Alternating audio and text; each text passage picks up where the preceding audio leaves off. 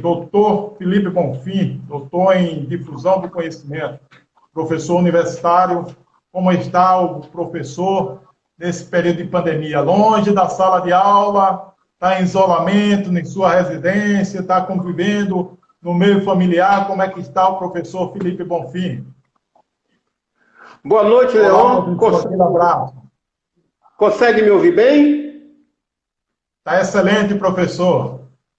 Pronto, que bom. Prazer enorme estar aqui com você, meu irmãozinho. Parabenizar pelo excelente trabalho, viu, meu irmãozinho?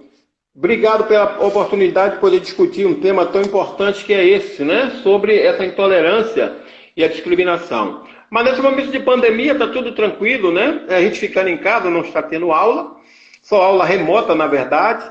Mesmo assim, muitas reuniões, né? Mas não no sentido de aula tradicional. Mas em prol da saúde vale a pena, né?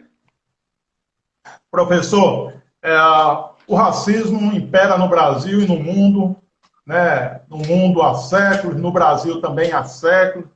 Mas quando acontece um caso como do americano, o George, que chamou a atenção do mundo pela violência policial, aí vem à tona a discussão de uma forma, né, fervorosa.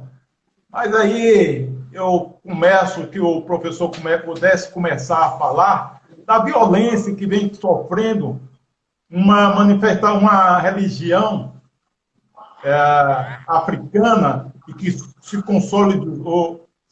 se consolidou no Brasil, especialmente na Bahia, Rio de Janeiro, mas muito forte em diversos estados, que é a religião dos terreiros de Candomblé.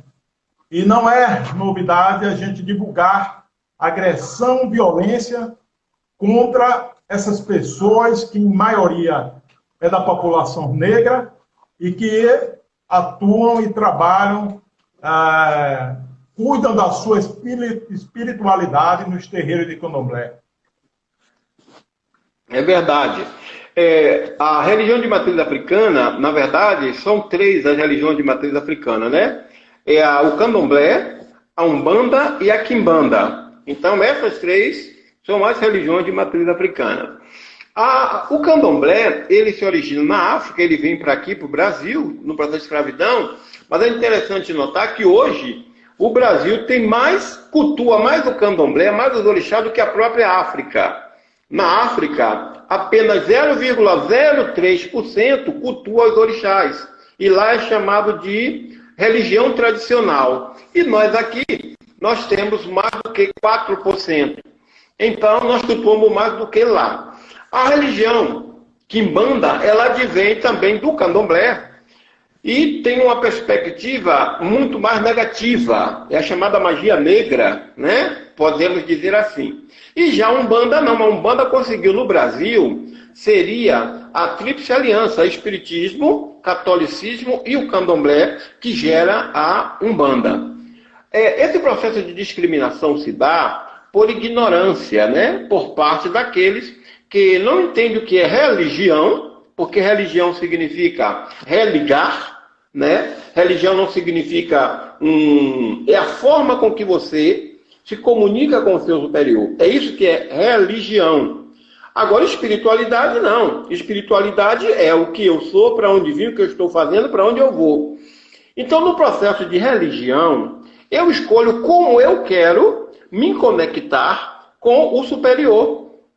Entende? Com a fonte eterna de tudo que existe. Eu costumo dizer a fonte eterna de tudo que existe. As pessoas às vezes, costumam imaginar Deus enquanto indivíduo, enquanto ser humano, né? Eu vou ficar surpreso quando o pessoal souber que Deus não tem nem forma. O Deus de Spinoza. O Deus de Spinoza é o Deus natureza, o Deus que está em todos os lugares, né? Então, as religiões outras que discriminam o Candomblé, discriminam a religião de matriz africana, o fazem porque é muito jovem ainda, gente, o processo de escravidão. Apenas 138 anos que terminou a escravidão. O pai de Tony Tornado tem 108 anos. Está sendo veiculado na mídia. Então, olha bem como esse homem viveu todo o processo de escravidão e ele ainda está vivo. Então, 138 anos é muito curto para você apagar da mente das pessoas qualquer atividade que advenha de um negro escravo. Ainda está no imaginário das pessoas. E some-se aí que nós, enquanto instituição, enquanto governo, não fazemos nada para mudar isso. Então, essa discriminação se dá em função disso, de não entender a forma com que o outro se religa a seu superior. Então, é assim que essa discriminação se processa. E aí eu aproveito para falar para você, e eu tenho falado demais dessa coisa, o termo intolerância religiosa que está na Constituição é um termo que deve ser mudado. Porque quando você trabalha epistemologicamente o termo intolerância, quando você luta contra a intolerância, você está querendo que as pessoas lhe tolerem. Você tira a intolerância para que as pessoas lhe tolerem. Mas quem tolera o outro não respeita. Então, na verdade, o termo em vez de intolerância religiosa, é respeito religioso. Então, eu posso muito bem tolerar você, mas eu não suporto você, eu não lhe respeito, mas eu tolero. Eu suporto você. Então, nós precisamos trabalhar essa questão semântica. Não é intolerância religiosa. Porque quem luta contra a intolerância quer tolerância. E a tolerância é muito pouco. Se você me tolerar, você não me respeita, mas me tolera. Você entende? Então o termo é respeito religioso. Em vez de intolerância, desrespeito. Lutar contra o desrespeito. Então esse processo se dá por aí. Né? Da origem do mundo também. Existe um curta chamado Orun-Aye. Orun-Aye é um curta no esquema slow motion, naquele esquema de Shrek, que mostra a origem do mundo a partir dos orixás. Recentemente, um escritor lançou um livro colocando os orixás enquanto super-herói. Eu particularmente discordo, né? Eu penso que você transformar o orixá no super-herói, você tira a divindade do orixá. E esse tem sido, ao longo do tempo, a maior dificuldade das pessoas interpretarem, por exemplo, um preto velho como entidade divina. Porque o preto velho vem do escravo. Então, como é que você pode atribuir divindade a um ser que foi escravizado? Mas essas pessoas não conhecem o processo de reencarnação, de opção por o processo de reencarnação para resgatar algumas falhas. Professor, como o professor avalia os últimos casos de racismo que aconteceram não só no Brasil, como no mundo? Eu citei o caso de George, mas no Brasil, nesses últimos 40 dias, né, tem outros casos chamando a atenção. Porém, no dia a dia, são centenas de negros que são assassinados sem uma justificativa, né? E ao longo dos anos vem acontecendo. Como é que o professor, doutor Felipe Bonfim, avalia esses casos dos últimos 40 dias, fazendo um contraponto com o que vem acontecendo na ordem mundial, especialmente brasileira, com a população negra que vive nos bairros periféricos e nas favelas do nosso Brasil? Esse processo que está sendo discutido hoje, o chamado Black Lives Matter, vidas negras importam, ele não começa agora nos Estados Unidos. Ele começa em 2013, mas como nós acompanhamos muito dos fatos da contemporaneidade, agora que está sendo essa repercussão. Mas esse movimento, que na verdade é um movimento que os Estados Unidos, desde 2013, com a morte de um porteiro, se não me falha a memória, Bob, quando ele é agredido, quando ele morre, a partir daí surge o movimento Black Lives Matter, vidas negras importam. Quando chega agora, há toda essa comoção em prol do que ocorreu recentemente e muito pertinente, tá? Na reivindicação da igualdade social, do direitos humanos e igualdade social. Nos Estados Unidos, embora eles sejam mais organizados, os Estados Unidos têm um quantitativo menor do que o do Brasil. O Brasil, depois da África, é o país de maior contingente negro no mundo. E, no entanto, nós não conseguimos nos organizar tanto quanto. E aí nós só temos essa realidade para cá. Só que nós só temos essa realidade para cá num processo de modismo, aproveitando o calor da discussão, aproveitando também o momento político, porque você perceba que você está vendo a discussão dos fascistas aí que está sendo discutido, e está sendo colocado em pauta também. Então, nós brasileiros, como você bem colocou, as favelas já trazem essas questões. Quantos negros não são mortos todos os dias nas favelas, nos presídios, não é? Em tudo quanto é nos subúrbios. E nós não nos movimentamos com Black Lives Matter. Vidas negras importam. Mas, num processo agora de comoção de modismo, nós retomamos essa discussão. É interessante que a gente dê continuidade a esse movimento de vida negras importa, mas não porque aconteceu nos Estados Unidos, mas por um movimento nosso. E não ficar dependendo de comoção de um acontecimento nos Estados Unidos, porque o negro americano tem uma realidade, é isso que nós precisamos entender. A realidade do negro americano é diferente da realidade do negro brasileiro. Tá? Tem algumas especificidades. E eu cito algumas, por exemplo, igualdade de oportunidade. A oportunidade que tem o negro nos Estados Unidos é diferente da oportunidade que tem o negro no Brasil. E aí entra aquela discussão das cotas e assim sucessivamente, entende? Então, a análise que eu faço é que nós estamos aproveitando um momento de comoção, mas nós já éramos para estar discutindo isso, essa questão de vidas negras importa há muito tempo, tá?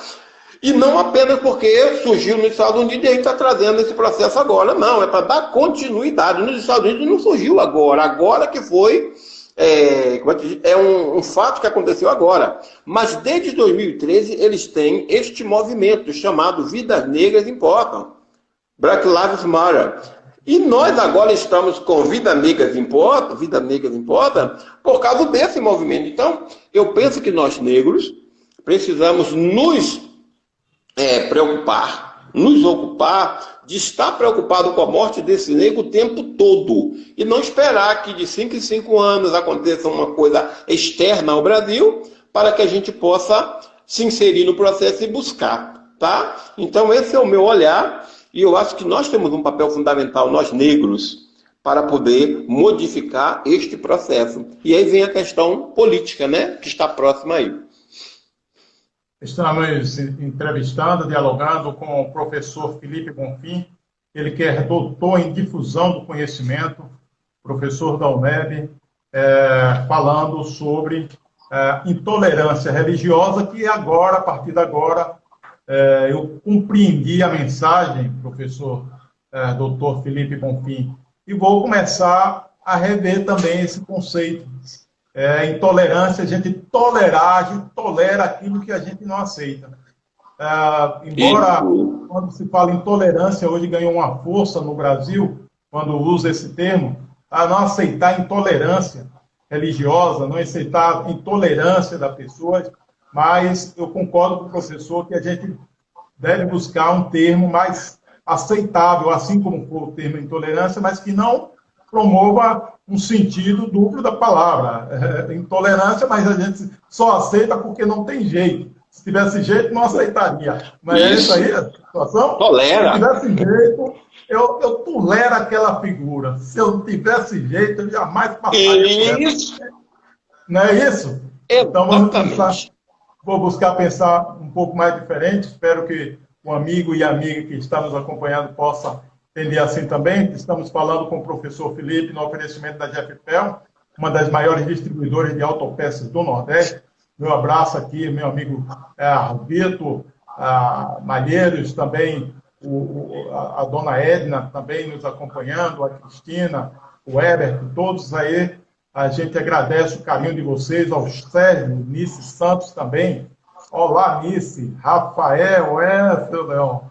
Rafael, Natan, da Rua Nova. Obrigado, Natan. Rua Nova em peso, no Todo Mundo com Leão. Leandro Carmo. A Vânia, obrigado, Vânia. Israel, Zete. Muito obrigado a vocês. A caneca de Leão é chique. Abração. Leão e Felipe. Quem manda é Nice Santos. Ô, minha amiga Nice. É a nossa amiga Nice, né? Maria, parabéns. Com certeza. Nice, minha amigona, Nice Zete. Obrigado, Zete. Obrigado, Nice, eu amo vocês, viu?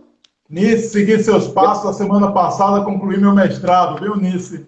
Opa, desculpe, eu esqueci. Eu falei, era para eu começar a minha fala lhe parabenizando, meu irmãozinho, por essa graça que você conseguiu.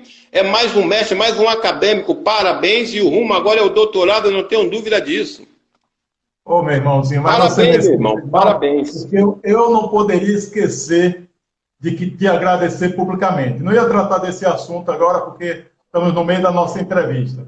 Mas, quando eu enviei a mensagem para você e para algumas pessoas, pelo meu carinho e estima, não dava para eu fazer uma cada um, já que eu recebi diversas mensagens, eu tive que dar conta e fiz para algumas pessoas muito perto de mim, com muito carinho. E enviei para você, porque você é parte dessa conquista, você, ao seu tempo que a gente se conhece, você sempre me incentivou a investir no conhecimento, e especificamente falando do mestrado, por muito pouco, se eu não passo na UF, certamente eu já estava encaminhado para ir para a UNEB, e graças a você. Então, a você, o meu carinho, meu respeito, minha admiração, porque você é doutor, cresceu na academia, continua crescendo e busca levar seus pares. Eu falei nesse instante com uma amiga aqui, e quando eu falei do nome dela, na hora, não tem como eu não fazer a ligação direta. Ave Manice? Falei de outra amiga antes de Nice, né? A Tânia também. E a Tânia Bonfim. Está no doutorado, né? Tânia, doutoranda, tá difusando o conhecimento também na UFBA. A negrada está se qualificando, é assim que a gente quebra o racismo. Então, com qualificação. Só estamos aqui a agradecer. Mas acabou embolando o meio de campo, mas a gente vai continuar. Vamos aqui fechar. Acabou a sessão. Agradecer a Ana do Feira 9, obrigado, Ana, um beijo no seu coração. Loura também, obrigado, Loura. Fico feliz, rapaz.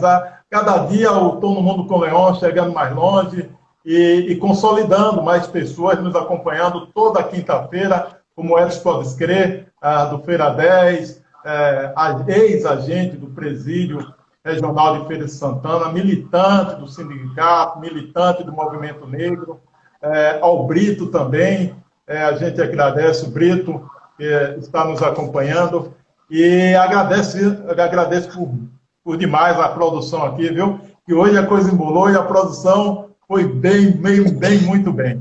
Professor Felipe, o professor falou, quando estava concluindo, falou da questão do negro e a política. Por que no Brasil, professor, ainda não visualizamos negros na política, especialmente nas câmaras de vereadores, na Assembleia, no Congresso, nos ministérios, nas secretarias dos municípios e do Estado, mesmo em um Estado como a Bahia, em um país que temos mais de 55% de negros, e em uma Bahia que temos mais de 70% de negros, professor. Com certeza, com certeza. Olha, nós temos alguns problemas sérios para discutir a questão política. Por exemplo, quando você vê, eu vi um debate em 2 candidatos negros à Prefeitura de Salvador. E o tempo todo os candidatos falavam: o negro precisa chegar ao poder, o negro precisa chegar ao poder, o negro precisa chegar ao poder. E eu perguntava: chegar ao poder para quê? Entende? O negro precisa chegar ao poder para promover as transformações, não só para negros.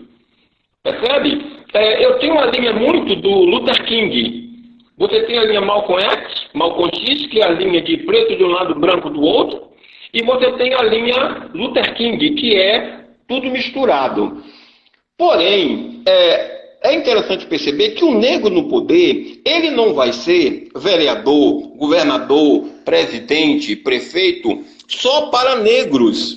Ele vai ser, essas entidades, vai gerir essas entidades para negros e brancos. Então, o discurso de só negro, ele não funciona primeiro, porque o negro, ele está acostumado, por exemplo, a votar no bem-sucedido. Eu lembro quando eu estava na Unifax, nós levamos Duda Mendonça para uma entrevista, e aí foi perguntada a Duda Mendonça por que o negro não chega ao poder aqui na Bahia. E Duda Mendonça, naquela época, era década de 90, Duda Mendonça falou: o negro tem um defeito. O negro, quando vai pedir voto, ele só vai como miserável, que sofreu, que apanhou, que não sei o que. Não, e ele colocou: eu elegi Pita em São Paulo como negro bem sucedido. Claro que ele passou a dificuldade dele, como todos nós negros passamos. Mas quando você vai para pedir voto, você vai na miséria, dizer que sofreu. E ele deu até o exemplo do Divaldo Brito, que Edivaldo Brito ele sempre ia para a Cachoeira, matava aquela casa dele, onde ele nasceu. E aí, em termos de marketing político, o Duda dizia: o que ele está querendo dizer aqui? Ele está querendo mostrar aqui que ele saiu daqui e continua enraizado por aqui. Então, nós negros precisamos entender o seguinte: nós queremos o poder para promover as transformações, tá? Não só para negros, mas para toda uma sociedade. É a primeira coisa. Até porque tem aquele ditado que negro não vota em negro. Negro vota sim, porque nós temos um quantitativo educativo e qualificado muito grande já.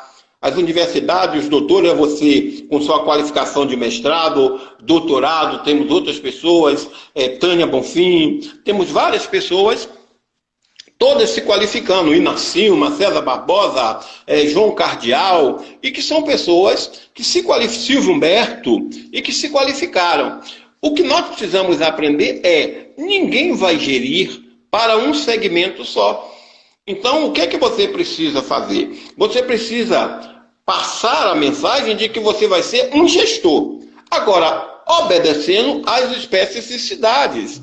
E aí que entra, então, a questão de dar um atendimento maior à classe mais necessitada, que no caso de vida, mas não que você vai gerir só para o negro. Então, esse é um erro constante. Entende? Nós temos casos aqui em muita questãozinha aí, professor, nesse momento. E não conseguiram. E o discurso era um só. Negro, negro, negro, negro, negro, negro, negro, negro. Não, você não vai gerir negros. A sociedade é complexa. Você vai gerir branco, rosa, cor de abóbora, tem que atender às especificidades.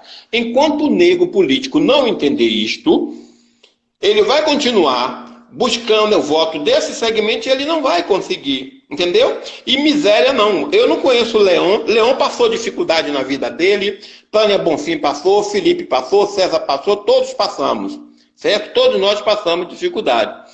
Mas hoje, nós chegamos a um patamar que é um patamar de poder fazer contribuir. E é isso que deve ser passado. Entendeu? Você está capacitado, preparado para. Mas se você se apresenta como pobre, você, apesar de evoluir, você ainda não... você não está preparado. Pegou, né? É verdade. Então essa que é a grande questão. Essa é a questão. Então, nós negros temos essa questão. O outro lado nós precisamos ser unidos. Não pode ter 10 candidatos. É preciso unificar. Se eu sou candidato, você é candidato... Joseane é candidata, Tânia Bonfim é candidata. Nós temos que nos sentar e dizer: vem cá, quem é que vai ser o candidato? Para não dividir. Nós não temos essa organização. Entende? Então é preciso repensar isso também. Tá? Então é assim que eu vejo esse processo político.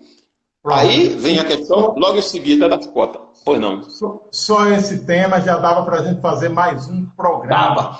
A gente agradece o tempo, infelizmente, a gente tem que correr contra o tempo, né? Ou correr a favor dele, e a gente chega aqui ao final do nosso programa. A gente agradece mais uma vez, eu agradeço a você pelo apoio quando você vou para o mestrado, me realizei, estou me realizando em ter feito o mestrado, muito feliz, muito conhecimento.